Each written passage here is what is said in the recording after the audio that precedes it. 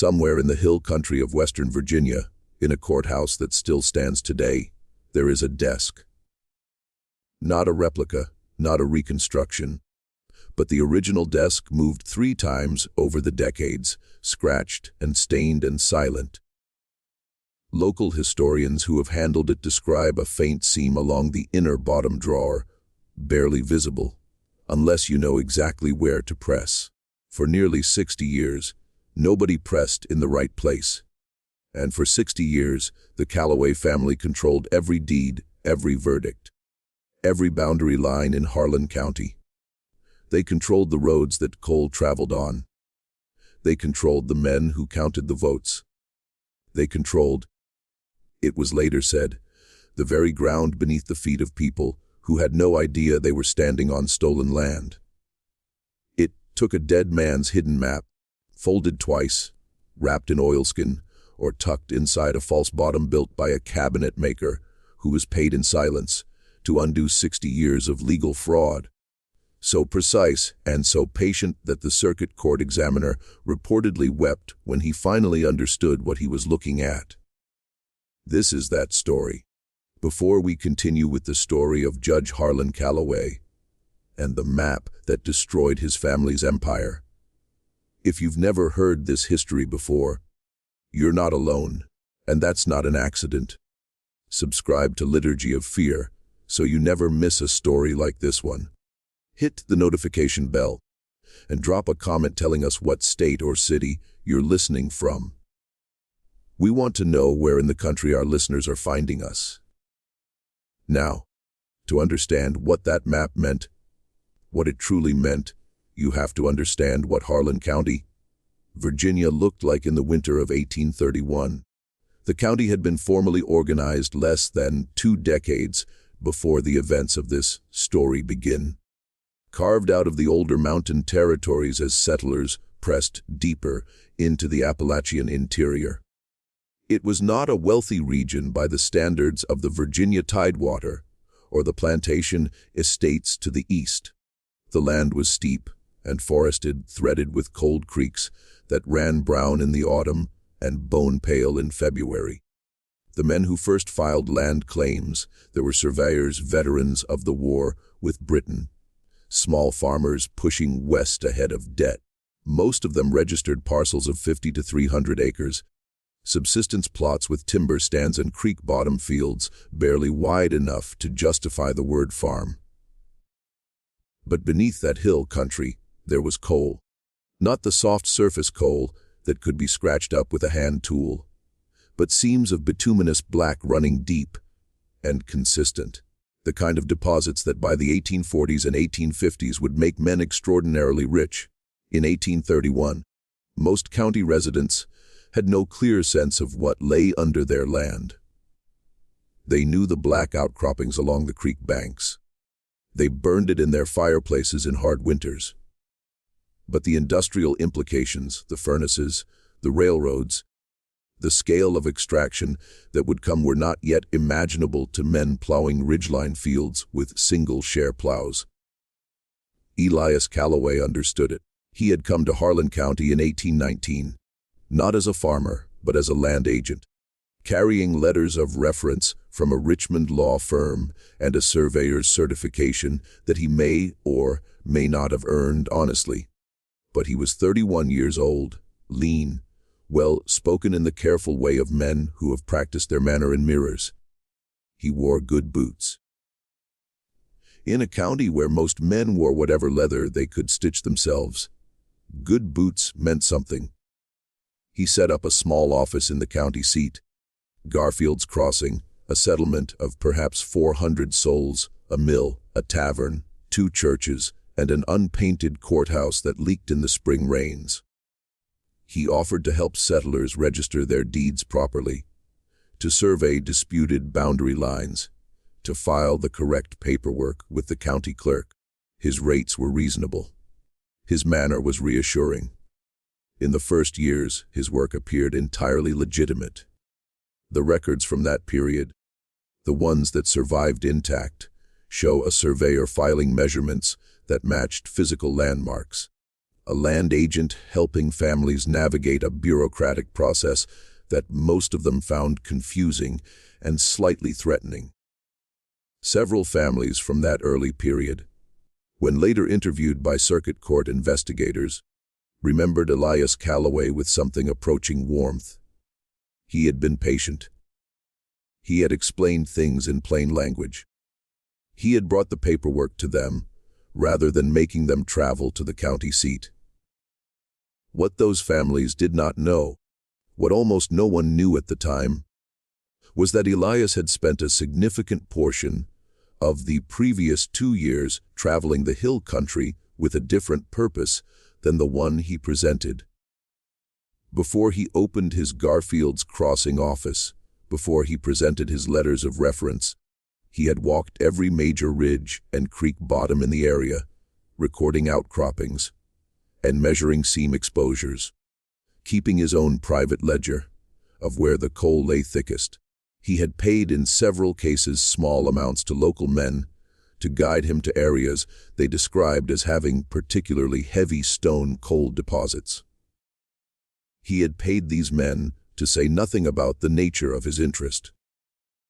By the time he opened his office, he already knew which land was worth owning. He knew it not from intuition or general geological knowledge, but from direct, careful observation.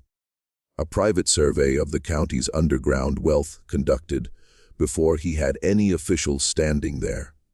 Finished months before any of the people whose land he would shortly be manipulating had any idea who he was. This is the foundation on which everything else was built. The fraud was not opportunistic. It was designed.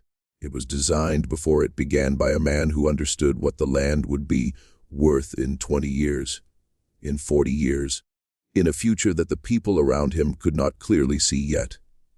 And he was patient enough to wait for that future, while slowly, systematically, quietly taking from them what they did not yet know they had.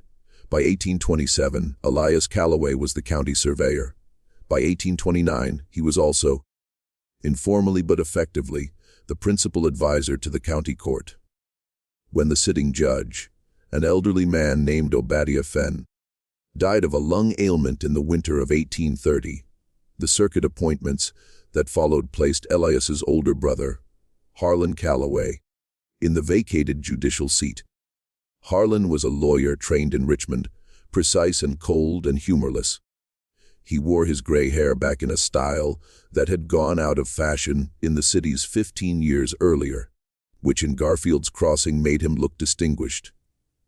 He believed genuinely, and without apparent irony, that his family's growing authority over the county was simply the natural ordering of capable men above lesser ones. Together, the Calloway brothers formed an arrangement that had no formal name and needed none. Elias surveyed the land. Harlan interpreted the law. Between them, they controlled what a parcel of ground was legally said to be and what it was legally said to be worth. The families around them, the Combs families, the Sargents, the Cornets, the Sloans, were hard-working people with deep roots and thin margins. Most of them were illiterate or semi-literate. Many had never seen the official surveys of their own land. When Elias Calloway appeared at a man's door in 1823 or 1824, carrying rolls of paper and speaking in the language of deeds and easements and boundary adjustments, most farmers did what people do when a confident man in good boots uses words they don't fully understand. They trusted him. They trusted him because he was helpful. They trusted him because he had been helpful to their neighbors. They trusted him because his brother was a judge, and the county court was the closest thing to settled authority that the region had, and the entire arrangement of society in Garfield's Crossing radiated outward from that courthouse. And it was very difficult for a man farming 80 acres and worrying about his children's winter to imagine that the courthouse itself was part of the problem. That trust would take decades to fully betray. And by the time it did, Elias was dead. and Harlan was deep in the most comfortable phase of his power. And the county had changed entirely around them. The man who first pulled at the thread that would unravel everything was not a lawyer, not a circuit court examiner, and not a crusading newspaper editor. He was a schoolteacher named Edmund Prater, 27 years old. Recently arrived in Garfield's Crossing from a teaching position in Wise County. And he stumbled into the middle of it because of a dead woman's trunk. In the autumn of 1857, a widow named Lucinda Combs died at the age of 73 on a farm she had worked alone since her husband, Cornelius Combs, had passed 14 years earlier. She had no surviving children. Her nearest living relative was a nephew, Thomas Combs, who had moved to Kentucky as a young man and made his way as a carpenter's apprentice and later as a journeyman builder. When word reached him in October that his aunt had died, and that there appeared to be some dispute about the farm's ownership, Thomas Combs made the journey back to Harlan County.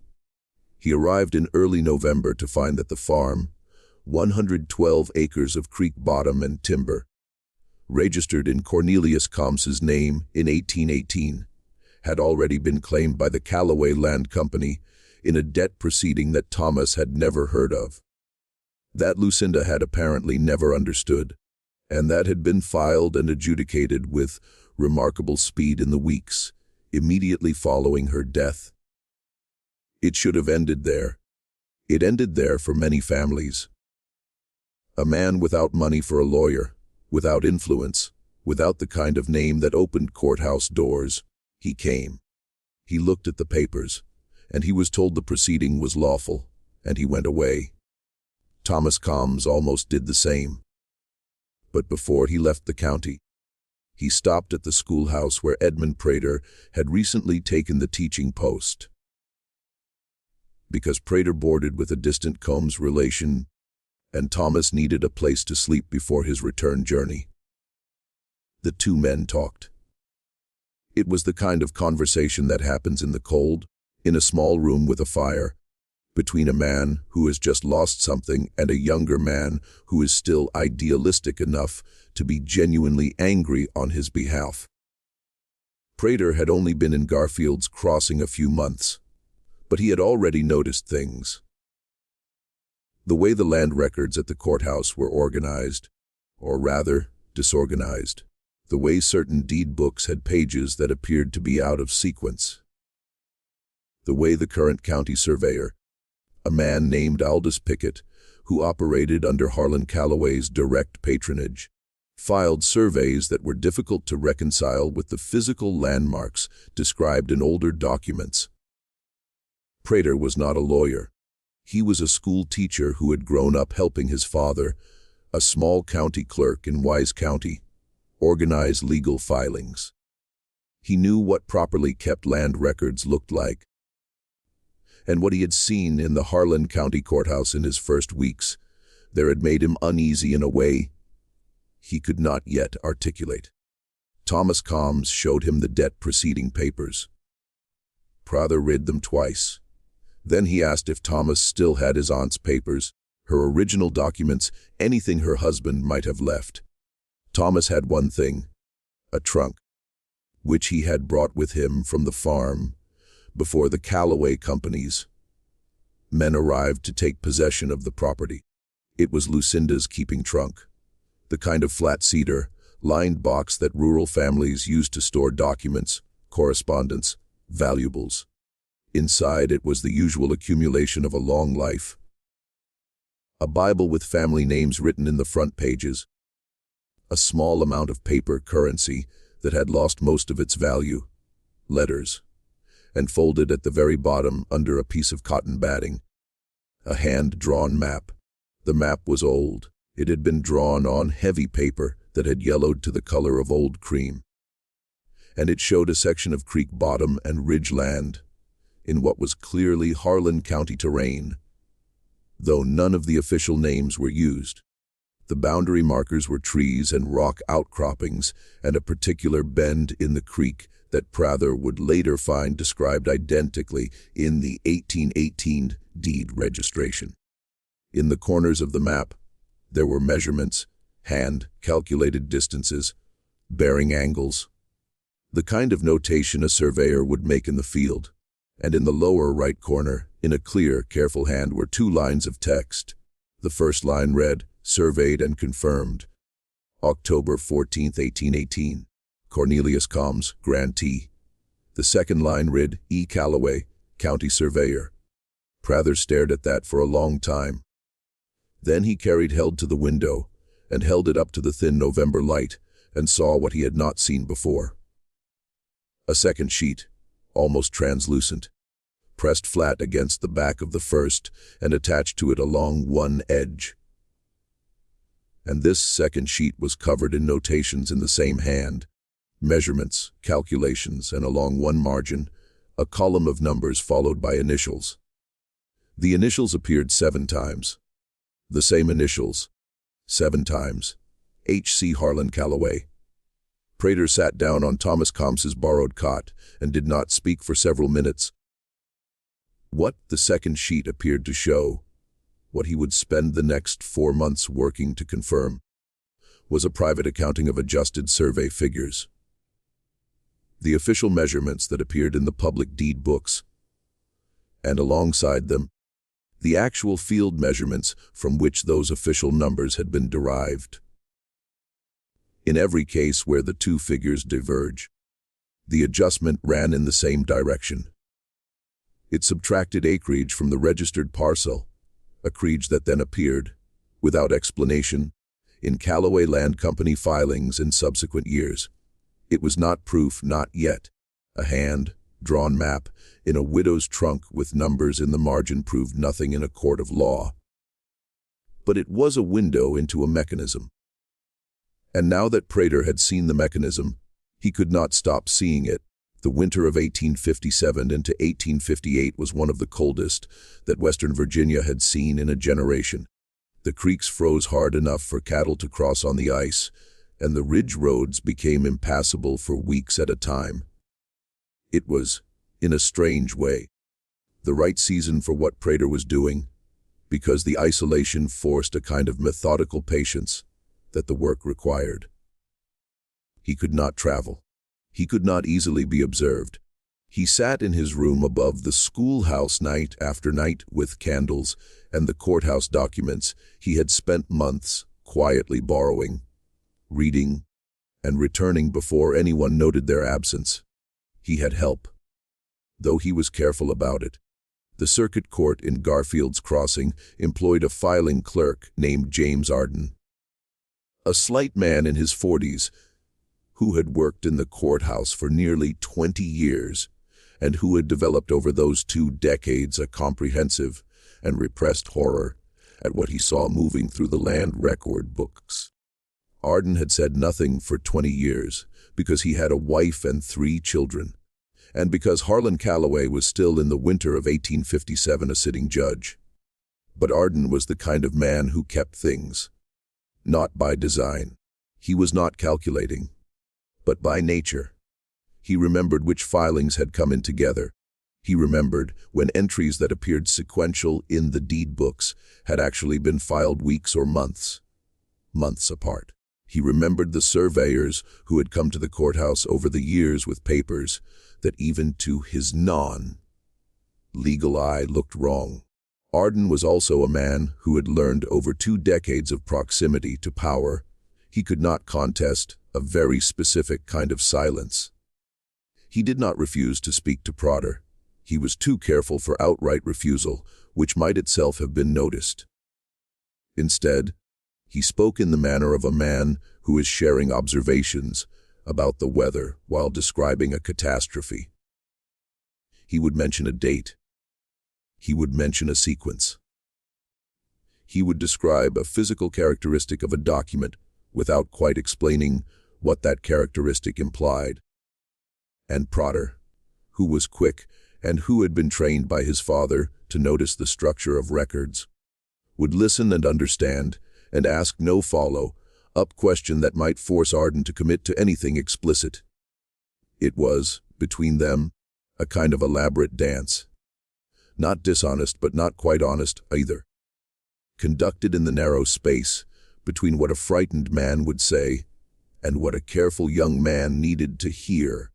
2 decades of fear had made Arden fluent in implication, and those 2 decades may have been exactly what the situation required.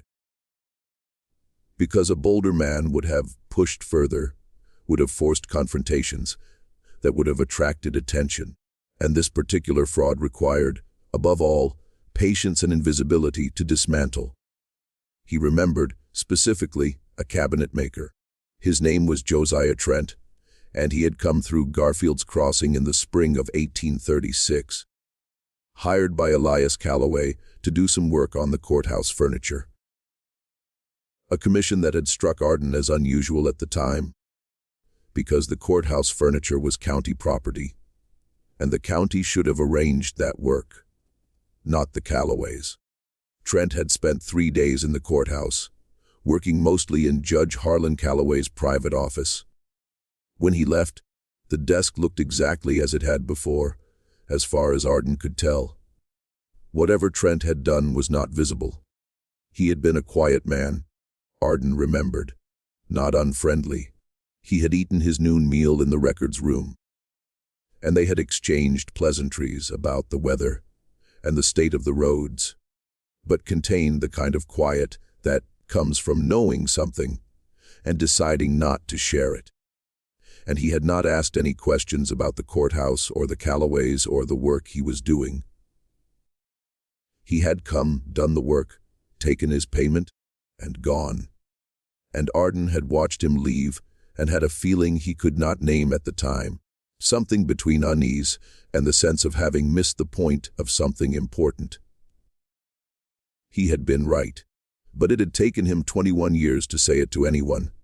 Trent had died in 1849, but his grandson still lived in the county, a young man named Willis Trent who worked at the mill. Arden told Prater about the cabinet maker in February of 1858, on a day when the road outside the courthouse was frozen solid, and the 2 men were the only people in the building. He said it quietly as if someone might hear through the walls. He said he didn't know if it meant anything. He said he just remembered it. But Prater visited Willis Trent at the mill the following week. Willis was cautious at first.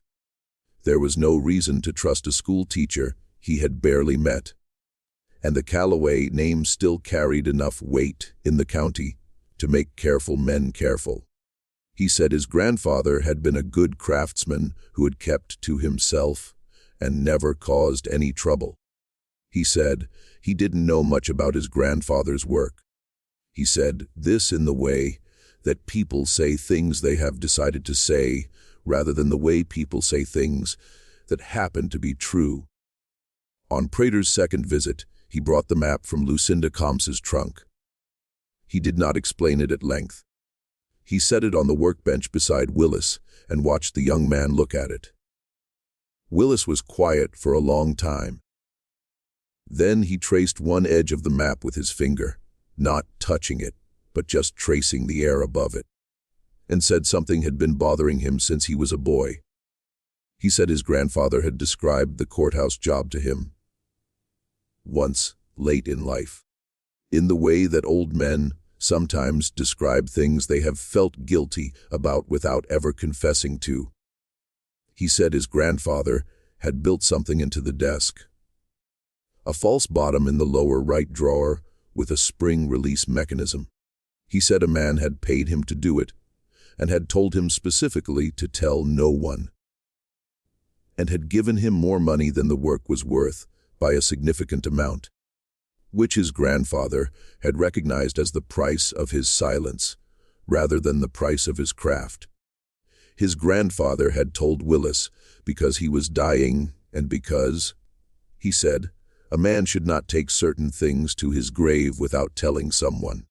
Prater asked, what did his grandfather think the compartment was for? Willis said he didn't know.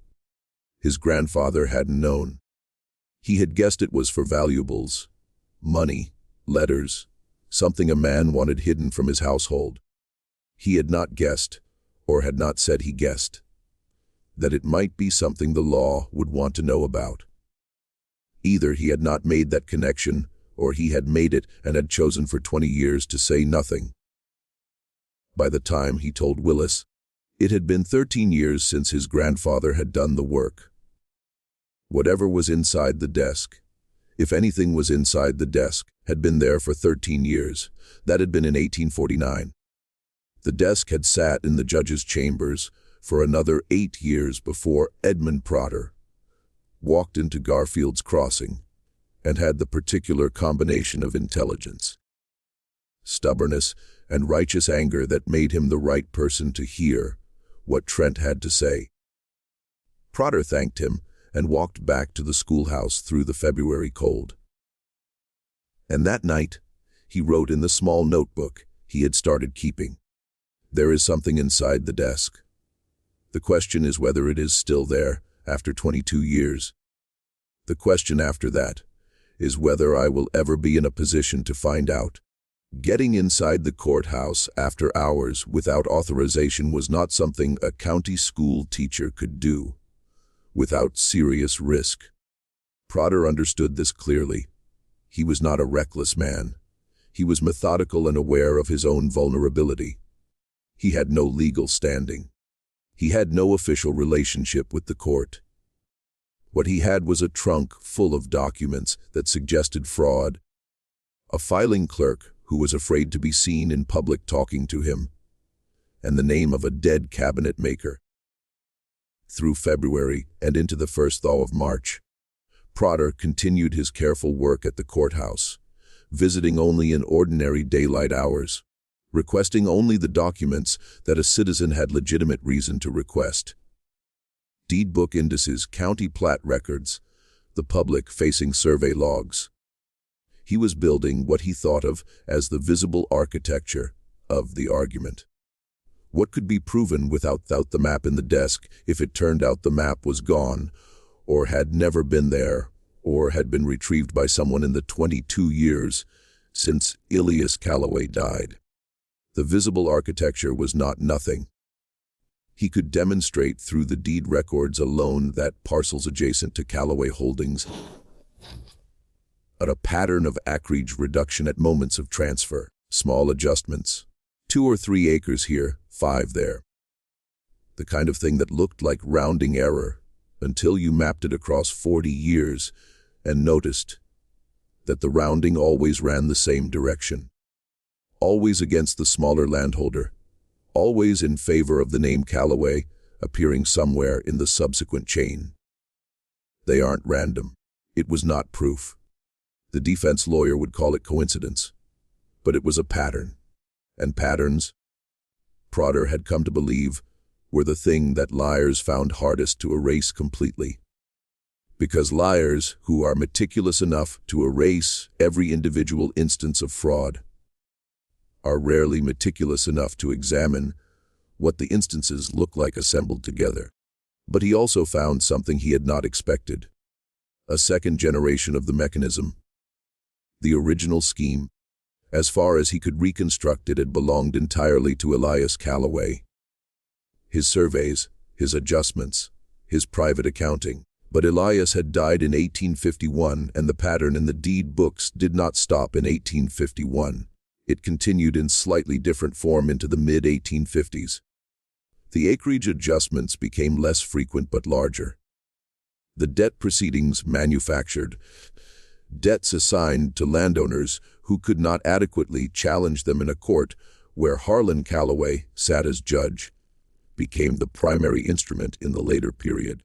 The survey fraud had been Elias's method. The judicial fraud was Harlan's continuation of it, adapted to the tools at his disposal once his brother was no longer alive to survey the land himself. For this was the thing that made Prodder feel something beyond intellectual interest, something colder, more visceral when he thought about it late at night. Elias had built the system. Harlan had inherited it and run it for the better part of a decade, not as his brother's scheme, but as his own perfected and expanded.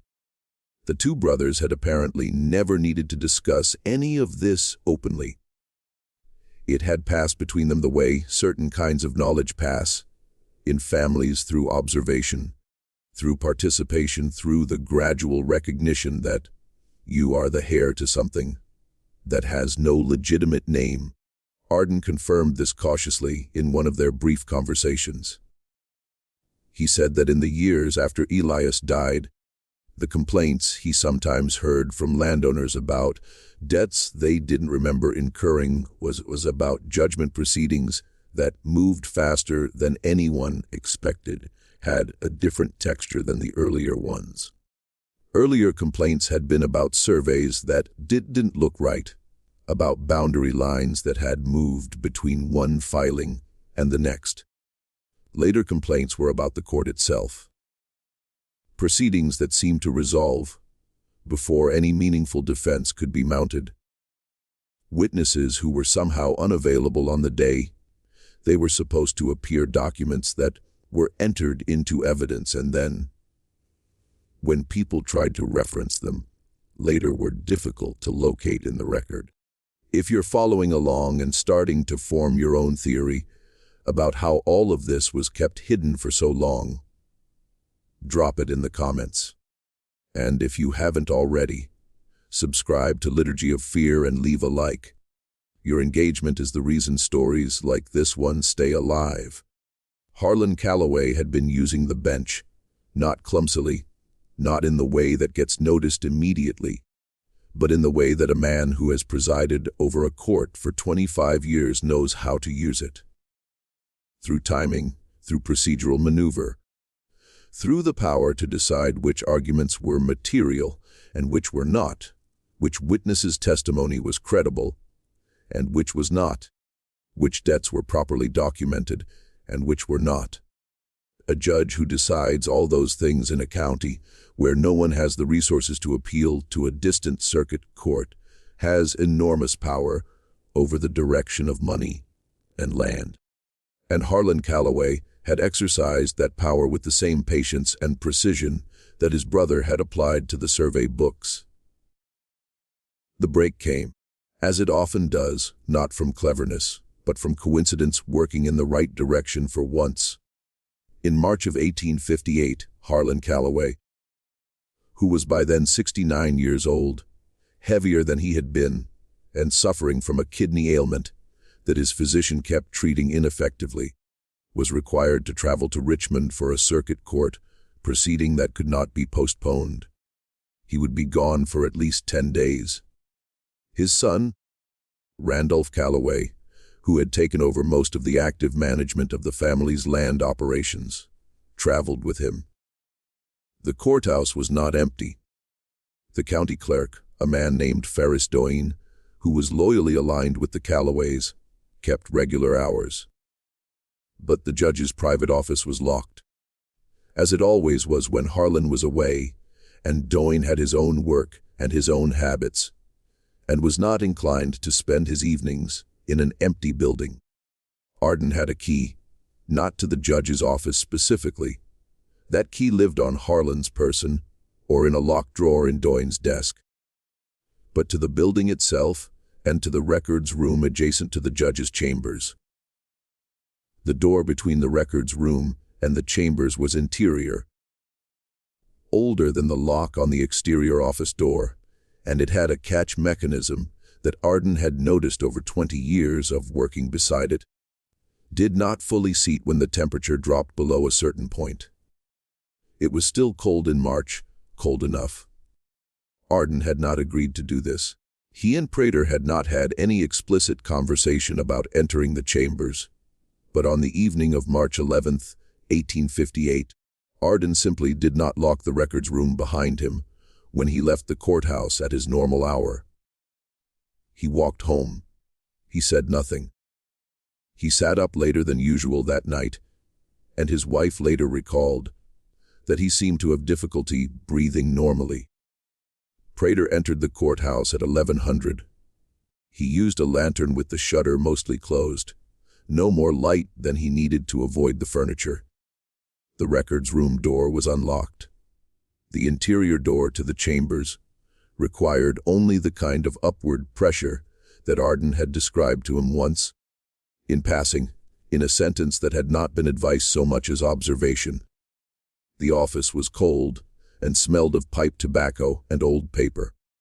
The desk was large, walnut-topped, the kind of piece that had been expensive when new and had only grown more imposing with age.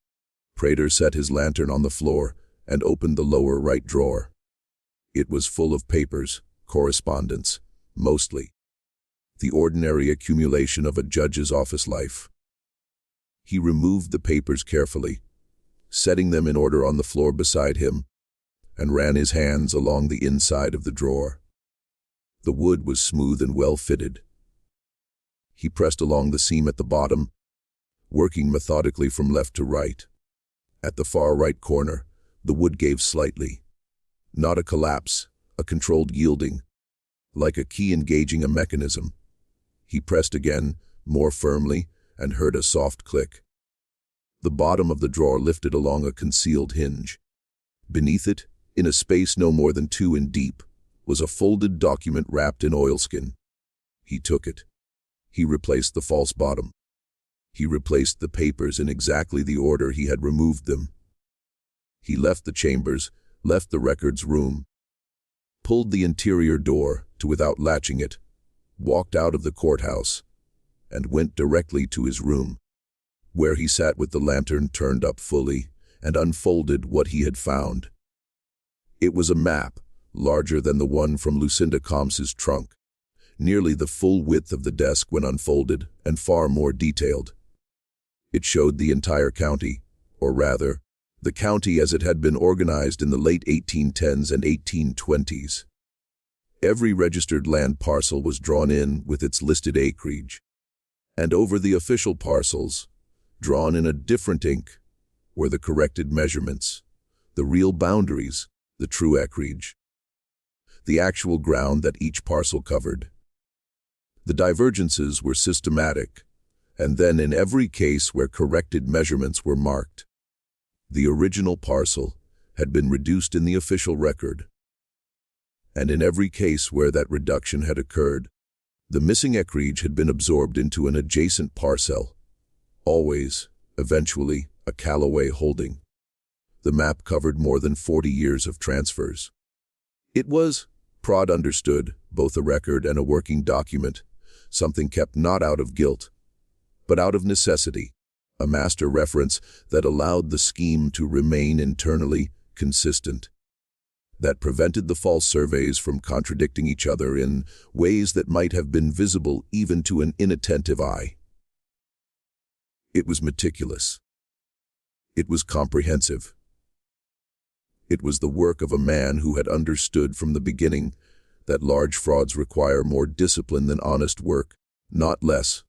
At the bottom of the map, in the same careful hand as the notation on the Combs document, was a date, March 1836, the month and year that Josiah Trent, the cabinet maker, had built the false bottom. Elias Callaway had hidden his own master map inside his brother's desk 22 years before Prod found it. He had died in 1851 without apparently having retrieved it. What Prod did next was not what a reckless man would have done. He did not go directly to the county clerk.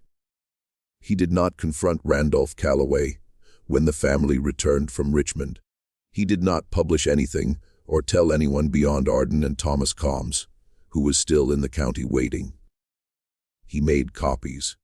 2 complete copies of the map drawn by his own hand over 4 nights in March.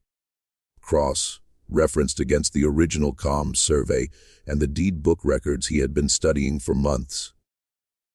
He wrote a formal account, 23 pages in his schoolteacher's precise hand, explaining the methodology of the fraud and identifying, as specifically as he could, the parcels affected and the families who had originally owned them. He then wrote a letter to a lawyer in Abingdon, in Washington County, a man named Jervis Sutton, who had a regional reputation for taking difficult cases involving land fraud. The kind of cases that most county lawyers declined, because the opponents had money and the plaintiffs didn't. Sutton received the letter at the end of March. He wrote back in 2 weeks, cautious but interested. He said if the documentation was what Proder described, that it was the most systematically organized case of survey fraud he had encountered in 30 years of practice. This was the moment when the situation became dangerous. Proder had assumed that the risk was confined to the period before he found the map. That finding it was the hard part, and that once found, the truth would carry its own momentum. He was wrong. A truth locked in a desk is inert. A truth moving through the hands of lawyers and circuit court examiners, that is a threat. And threats provoke responses. He did not know how Randolph Calloway learned that something was happening. He suspected Ferris Doane, the county clerk, who noticed things. He suspected that Arden, under pressure, had said something he hadn't meant to say. He never determined the exact mechanism, and what he did know was that the Calloway network in the county was not simply a family. It was an ecology. Merchants, mill operators, innkeepers, and tradesmen in Garfield's Crossing and the surrounding settlements depended on Calloway patronage in one form or another. Contracts for county work.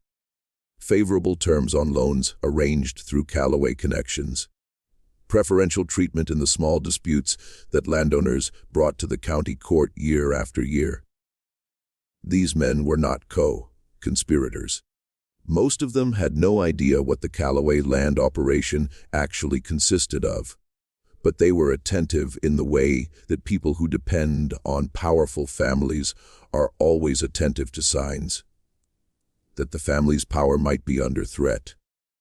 And an out of county school teacher spending evenings at the courthouse, requesting old deed books, meeting quietly with a carpenter from Kentucky and a terrified filing clerk. That was the kind of thing that observant men noticed and mentioned to other observant men without quite understanding what they were passing along. In early May of 1858, 2 things happened within the same week. First, Prater's room above the schoolhouse was searched. He knew because he had left small indicators. A thread across a drawer, a book placed at an angle. The kind of thing a man does when he has become careful. The search had been thorough. Whoever had done it knew what they were looking for. They had not found the copies of the map, which Prater had stored in the schoolhouse's cellar, behind a loose stone, not in his room.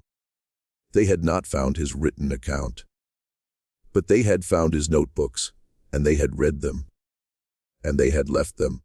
An act of confidence or threat or both. The notebooks contained observations and questions, calculations and cross-references, but no conclusions explicit enough to be incriminating on their own.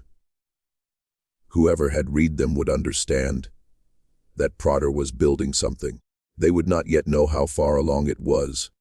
Second, Thomas Combs was approached on the road between Garfield's Crossing and his boarding house by 2 men he did not recognize, who told him that his aunt's death had been an honest proceeding, that the farm was lawfully Calloway property, and that continuing to pursue the matter would be bad for everyone involved, especially people from outside the county who didn't understand local arrangements. Thomas was a large man and not easily frightened, but he was alone on a road in a county where the judge and the county surveyor shared a name. And he understood what he was being told. The men were polite. That was the worst part of it, he said later. They had been entirely polite, which meant they were certain they did not need to be otherwise. He came to Proder that evening. They sat in the cold schoolhouse. Proder would not take him to his room, not after the search, and spoke quietly for 2 hours. Proder told Thomas the full situation for the first time. The map, the copies, the letter to Sutton, the way the mechanism had worked across 4 decades. He also told him something he had not told anyone yet, that in examining the map the previous week, He had noticed something he had initially dismissed as a marking error. Along the eastern boundary of the county, and in a section that had been sparsely settled in the early years, there were 4 parcels marked with a small symbol he had not seen elsewhere on the map. A double crosshatch, the kind of notation a surveyor might use privately without explaining it. He had spent several evenings trying to match those 4 parcels to the deed books, and had found that all 4 were currently listed as unregistered public land. But in the early deed records, before a particular series of filings in 1831, they had been registered to 4 different families, all with the same surname, Harp. He had found no Harp family anywhere in the current county, no Harp descendants, no forwarding records of sale or transfer. 4 parcels, roughly 300 acres combined, that had existed in 1830 and did not exist as private property in 1832, absorbed into the county's unregistered land, a process that product relevant pages of the surviving records, because the relevant pages of the deed book covering that period were missing. Not damaged. Missing. The binding holes showed where pages had been cut free. They're gone. Thomas asked what had happened to the Harp family. Prodder said he did not know. He had found no record of them leaving the county. No record of sale. No record of any legal proceeding. They had simply ceased to appear in any county document after the spring of 1831. The schoolhouse was very quiet for a moment. Outside, the May evening was cooling quickly, the way mountain evenings did even in late spring. Thomas said, "Then we need to get out of this county before we send anything." He was right. They left Garfield's Crossing on a Monday morning in mid-May, separately 3 hours apart, both claiming ordinary errands in neighboring towns. Proctor carried the copies of the map and his written account inside the lining of his coat. Thomas Combs carried the original map from the courthouse desk, which Proctor had never returned, a decision he had made without fully deciding, the same way people sometimes make the most consequential choices of their lives. What happened to the 4 Harp family parcels, and to the 4 Harp families themselves, was never resolved by the proceeding that followed. Sutton included it in his filing as an area of concern. Pemberton, the circuit examiner, noted in his report that the missing deed book pages and the disappearance of the 4 parcels from the record represented a pattern consistent with the broader fraud, but that the absence of surviving documentation made any specific finding impossible. He recommended further investigation. No further investigation was formally conducted. Whether the Harps had been bought out, frightened out, or something worse, the record does not say. The record stops at the edge of a question that nobody, in the end, pressed hard enough to answer. That, too, is a kind of verdict. Gervase Sutton met them in Abingdon on the evening of May 19, 1858, in the back room of a tavern where, he said, he had conducted more honest legal business than in any courthouse he had ever entered. He spread Prater's materials on the table and examined them for 2 hours, asking questions that were precise and technical, and that Prater answered as accurately as he could. Sutton was a small man, thin-haired, with reading spectacles that he kept taking off and putting back on. He had the manner of someone who had been disappointed by evidence many times and had learned to check carefully before committing to anything. At the end of the 2 hours, he said, "The map is the key. The map from the desk. Without it, this is a circumstantial argument, strong but contestable. With it, and with the cabinet maker's testimony, the cabinet maker is dead."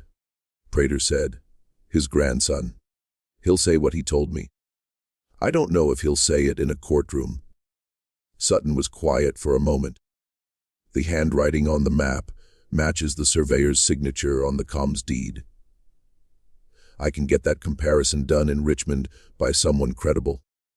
If the handwriting is confirmed, then the map's origin is established. It's Elias Calloway's document.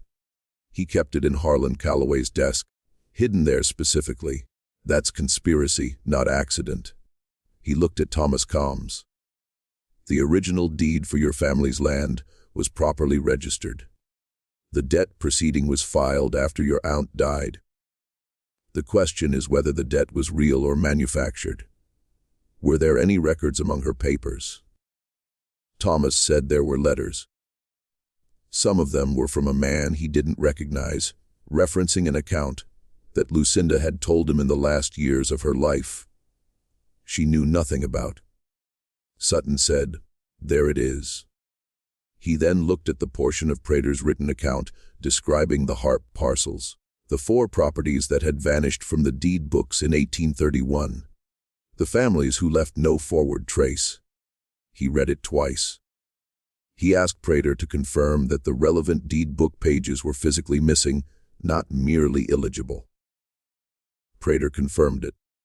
Sutton set that section of the account aside separately from the rest and said he wanted to think carefully about how to present it. The evidence is conclusive. The Harpers matter, he said, is either nothing, a family that sold quietly and the paperwork was lost, or it is something considerably worse. Time is short. If we press it in the filing, we risk the court treating it as speculation and allowing the defense to use it to undermine the credibility of everything else. If we leave it out, we allow something potentially very serious to remain unexamined. He thought about it for 3 days. In the end, he included it. Not as a central claim, but as a documented anomaly requiring investigation. A mere question embedded in the filing rather than an accusation. It was, Prater later wrote, the most careful piece of legal judgment he had ever witnessed.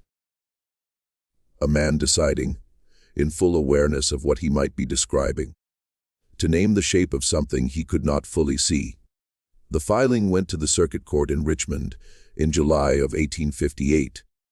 Sutton was meticulous about the choice of venue. He did not trust any jurisdiction where the Calloways had influence. And he was correct to be cautious, because when word reached Garfield's Crossing of what had been filed, the response from Randolph Calloway was immediate and forceful. He retained 2 lawyers from Lynchburg and filed a counter-petition, arguing that the map was a forgery, that Prater had fabricated or altered the document to support a fraudulent claim, and also that the entire proceeding was an attempt, propped up by outsiders, to unsettle lawful property rights established over 40 years. The language of the counter-petition was careful and confident, and framed Prater specifically as the wrongdoer. A young man with no roots in the county, no stake in its welfare, motivated by unclear grievances. It was a strategy that had worked before in other courtrooms, against other accusers. The powerful have always understood that the most effective defense against being accused of fraud is to accuse your accuser in return, and to do it in language formal enough that the accusation feels like the real proceeding. But Sutton had anticipated it. He had spent the 2 months between the filing and the first Richmond hearing locating additional evidence that Prater had not found. A second surveyor, then active in the county in the early 1840s, who had filed a formal complaint with the county court in 1843 about discrepancies in the official deed books. The complaint had been received by the court, docketed, and then somehow never acted upon. The docketing entry still existed in the Richmond Circuit records. The original complaint document was missing, but the docketing entry proved it had existed, which meant someone had caused it to disappear after it was received. Sutton also located the second surveyor himself. He was an elderly man by 1858 living in Tennessee, and he had left Harlan County abruptly in the autumn of 1843, under circumstances he had never publicly explained. He was unwilling at first to travel to Richmond or to make any statement. He said he had put it behind him. He said he was old. He said it was a long time ago. Sutton traveled to Tennessee in June of 1858 and spent 2 days with him. Whatever was said in those 2 days was not recorded, but the old surveyor agreed to provide a written affidavit notarized in Tennessee describing what he had found in the Harlan County deed books in 1843.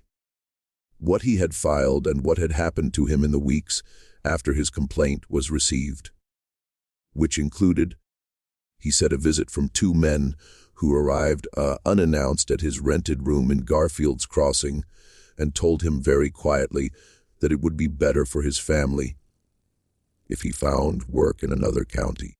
He had found work in another county. He had found work in Tennessee, and he had not spoken about any of it for 15 years. His affidavit was entered into evidence.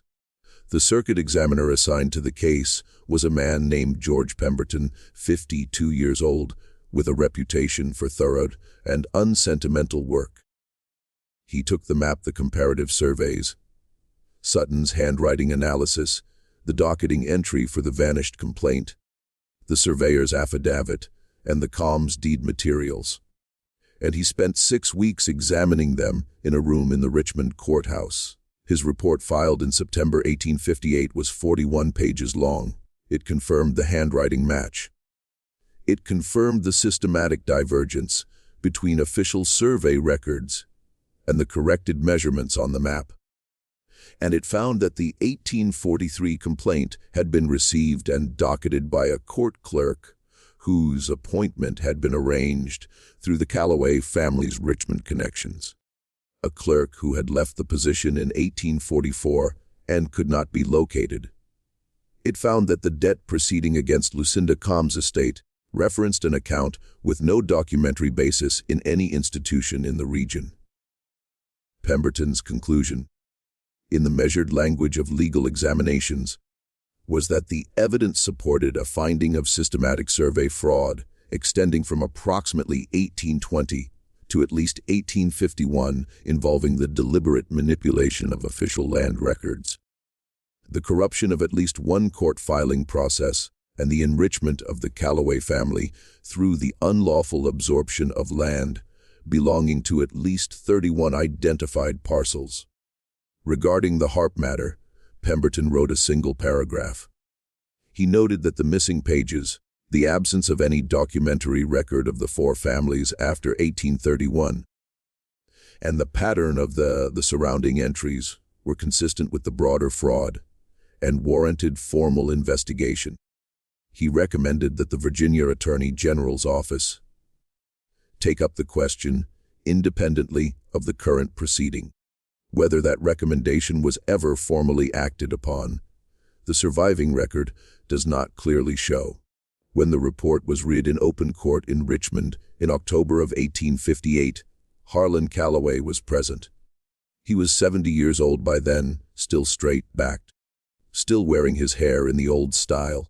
He sat beside his lawyers, and he did not change expression as the examiner's findings were entered into the record. He did not speak, and he had not spoken publicly about the case at any point. His lawyers had spoken extensively, skillfully, and without success. His son Randolph, seated beside him, was not as controlled. Witnesses later described him as pale, then flushed, then pale again as the 41 pages progressed. At one point, he leaned toward one of the lawyers and said something that the lawyer immediately shook his head at. Whatever Randolph wanted to do in that moment, the lawyer prevented it. After the reading, Harlan Callaway rose, said he wished to reserve the right to respond in full at the appropriate proceeding, and walked out of the courthouse with a steadiness that some observers found more unsettling than any other possible reaction. He died 4 months later in February of 1859 of the kidney ailment that had been worsening for 2 years. He died in his house in Garfield's Crossing in the same county he had controlled for nearly 3 decades, having never been formally convicted of anything. Whether he died knowing what was coming for his family and chose to leave before it arrived, or simply died because sick men die was never determined. The timing was what it was. The legal proceedings that followed Harlan Calloway's death took 4 years to resolve. An eternity for the family's waiting. A reasonable pace for the scale of what was being untangled. Randolph Calloway fought every step, as men in his position always do, because the alternative was to stop fighting and accept what was coming. He had inherited the legal challenge along with everything else. In the end, the Virginia courts ordered the reversion of 23 of the 31 identified parcels to the original registered families or their documented heirs. 8 parcels could not be fully restored because the chains of subsequent sale were too complex to unwind without creating new injustices. For those, the court ordered monetary compensation from the Calloway estate. Compensation that reduced the family's remaining holdings significantly, though not to nothing. The Calloway Land Company was dissolved by court order in 1862. The family did not disappear. Randolph eventually settled what debts he could, sold most of what remained to outside investors, and lived out the rest of his life in considerably reduced circumstances in a house in Abingdon. His children moved away. By the 1880s, the Calloway name in Harlan County meant nothing in particular to the people who had grown up after the proceedings. Edmund Prater did not return to Garfield's Crossing after leaving in May of 1858. He stayed in Abingdon, working first as a clerk for Jervis Sutton, then studying law under his guidance, eventually being admitted to the Virginia bar in 1864. He practiced in Washington County for the rest of his working life, specializing, as Sutton had before him, in land title disputes. James Arden, the courthouse filing clerk, remained in his position through the entire proceeding. He was questioned extensively. He confirmed what he knew and nothing beyond it. After the Calloway proceedings concluded, he continued to work as the county's filing clerk until his retirement in 1871. He never made a public statement about any of it. But he did, however, keep careful and impeccable records for the rest of his career. Records that later historians noted were the most precisely maintained in the county's history. Thomas Combs' farm was among the 23 parcels restored. He returned to the land in 1863 and worked it until coal interests began buying heavily in the region in the late 1870s. He sold then, knowing what the land was worth. Knowing finally what it had always been worth. He had not been cheated of that knowledge a second time. Willis Trent, the mill worker and cabinet maker's grandson, did testify in the Richmond proceeding. He said what his grandfather had told him. He said it clearly and without embellishment. He was cross-examined for most of an afternoon by Randolph Calloway's lawyers, who tried every approach available to them to undermine the account of a dead man told through a living one. Willis held he was not a complicated witness. He had simply repeated what he knew to be true, and the honest repetition of a true thing is not easily broken by lawyers, even skilled ones. The desk remained in the courthouse.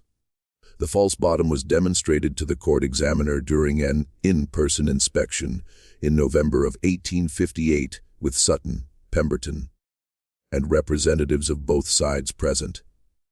The spring mechanism functioned exactly as Willis Trent had described. The examiner noted in his report that the woodwork was of high quality, precise joinery, well concealed, the kind of craftsmanship that in different circumstances would have been a credit to the man who made it. Josiah Trent, Pemberton noted, had clearly been a skilled craftsman.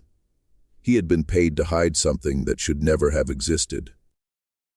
He had told his grandson. His grandson had told a school teacher. The school teacher had pressed in the right corner of the drawer. That is the whole chain of it. A fraud that consumed 40 years brought down by a cedar trunk, a window in February, and an old man who couldn't take a secret to his grave without first telling someone. Just when we thought we'd seen it all, the horror in Garfield's Crossing intensifies. If this story is giving you chills, share this video with a friend who loves dark mysteries. Hit that like button to support our content. And don't forget to subscribe to never miss stories like this. Let's discover together what happens next. And there is a question that people who encounter this story often find themselves returning to. Not about the law, not about what was recovered or what was not, but about Elias Callaway himself. About the man who built the mechanism in the first place. He had the map made in 1836 at the height of his power, and he hid it inside his brother's desk. He could have destroyed it. There was no reason from a purely self-protective standpoint to preserve a complete record of his own fraud. The map was only useful if you needed to keep track of the scheme's internal consistency. If you needed to make sure the false numbers didn't contradict each other. After a certain point, once the surveying work was largely done, that function was finished, and yet he kept it. Had it hidden carefully by a skilled craftsman, as if the documentation itself had become something he could not let go of. A record of what he had built, even if what he had built was a crime. Some historians who have examined the proceedings suggest that the map was kept because Elias feared his brother. That without a record of Harlan's involvement, the HC notations along the margin, the judge who had adjudicated the proceedings, that gave the fraud its legal cover. Elias would have been the sole responsible party if anything had ever surfaced. The map was, in that reading, not a personal document, but a mutual guarantee. If this comes apart, it comes apart for both of us. If that was the calculation, it survived both men by 7 years intact. Until a school teacher pressed a spring mechanism in the dark with a mostly shuttered lantern. What do you think of this story? Do you believe everything was revealed? Or does a fraud of this scale, maintained for 40 years, leave corners that were never found? Leave your comment below. And if this kind of history moves you, the stories that happened in real courthouses to real families that almost no one remembers, subscribe to Liturgy of Fear. Hit the notification bell and share this video with someone who loves dark mysteries. The history that gets forgotten doesn't disappear.